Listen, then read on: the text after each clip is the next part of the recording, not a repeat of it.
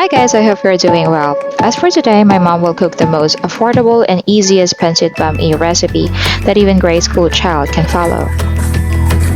FYI, pancit is a Filipino version of the most common Asian complete meal because it's composed of carbohydrates, protein, vitamins, and minerals.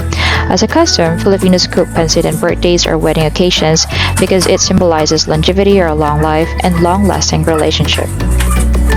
Although this common noodle recipe has not been originated in the Philippines alone, we made different versions throughout generations.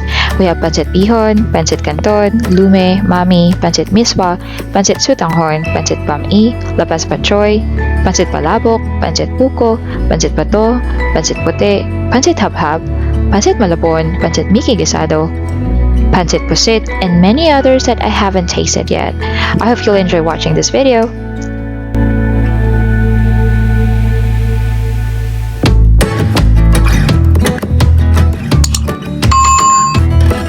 To start with, here's the ingredients.